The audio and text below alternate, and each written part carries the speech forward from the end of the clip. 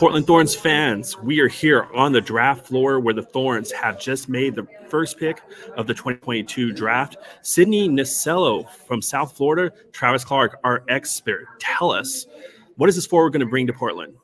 She's a really tricky dribbler, really good with the ball at her feet, likes to take defenders one-on-one. An entertaining player to watch, really. I think you evaluate talent. She was actually ranked 4th of my players. I did a little top 30. Didn't have a lot of time, as much time as usual to research, but I think she's a player that could be a real big hit in the league.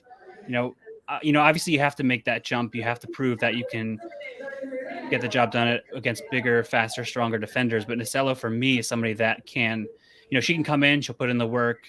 And I think that, it won't be an immediate impact type player. You got a lot of attacking depth already in Portland, so you don't need that. But a player that could come off the bench, change a game, running at defenders, running at tired legs, that sort of a thing. So when I watched her, maybe she over dribbled a bit, but I like watching players try to take players on one-on-one. So I think fans will like her up there in Portland.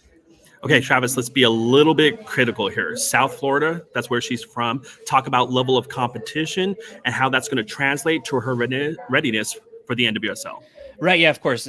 American Athletic Conference is not as renowned as some of the other bigger ones. You have your, ACC, your Pac-12 players that we've seen already picked in the first round today. But I still think she was one of the best players in her conference.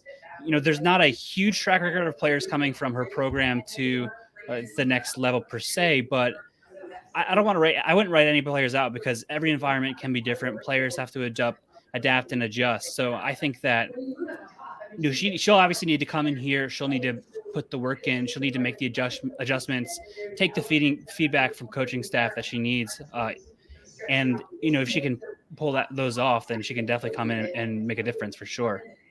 And the last question for you, Travis, her physical profile, it's unique. Can you tell us a little bit about physically? She's a little bit shorter than what you'd expect from an attacker. Yeah, I mean, she's listed at 5'3", a little bit small, but again, she's elusive, she's tricky. I'm not going to compare to Messi, but you see little parts of the game that, looking into the skin of the half spaces on the ball, look to slot in teammates or, score goals. So there's not as extensive a track record. That's probably why she is available the first pick in the second round.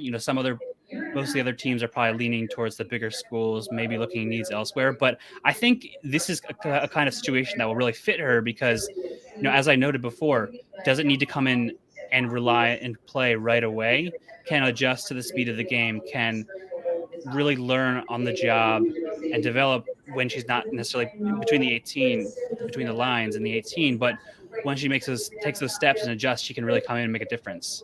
Hey, we've got Megan Klingerberg. We've got Crystal Dunn. Height ain't nothing but a number. Right. Yeah. I mean, I hate to boil it down to size, and I don't think it matters, but I think some teams flag it no matter what level, club, college, professional ranks. So it's worth mentioning, but I think she has the skills to overcome, if you want to call it something that she needs to even overcome, right? Yeah, exactly. I don't think we need to. Travis Clark, thank you for joining us all week. Top Drawer Soccer. We really appreciate it. No problem.